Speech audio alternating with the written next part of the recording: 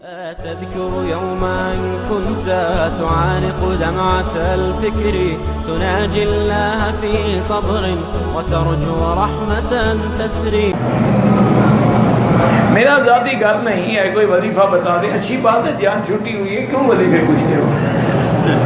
حضور کے کتنے صحابہ تھے جن کا کوئی گھر نہیں تھا. اور بابا جتنی مال تھوڑا ہوگا حساب بھی تو نہیں ہوگا نا. بہرحال استغفار پڑھا کرو، اللہ چاہیں گے تو دیں گے. مجھے حافظ کے کام کے سلسلے میں ملک سے باہر جانا پڑتا ہے، وہاں بہت زیادہ الیانت ہوتی ہے.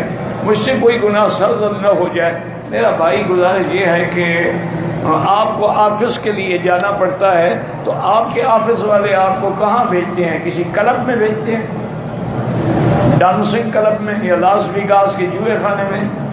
تم اپنے دفتر کا کام کرو، تمہیں کیا ضرورت ہے الیانیت والی جگہ؟ ان جگہوں پر بھی نہ جاؤ تو کوئی الیانیت نہیں ہوگی.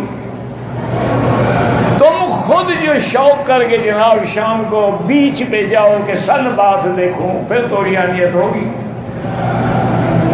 ویسے بزرگوں نے کہا ہے کہ ہر نماز کے بعد 7 دفعہ لا حول ولا قوت الا باللہ العلی العظیم پڑھ کے دعا مانگا کرو کہ اللہ مجھے نظر کی خیانت سے بچا. کیونکہ اللہ کی ذات ایسی ہے کہ یعلم خائنۃ الاعین. جب آنکھ کوئی خیانت کرتی ہے اللہ کہتا ہے میں جانتا ہوں کہ تم دیکھ تو ادھر رہے تھے لیکن نظر خیانت ادھر کر رہی تھی، میرے آگے چھپی ہوئی نہیں ہے یہ چیز. تو یہ پڑھا کرو تو انشاءاللہ نظر نہیں بہکے گی.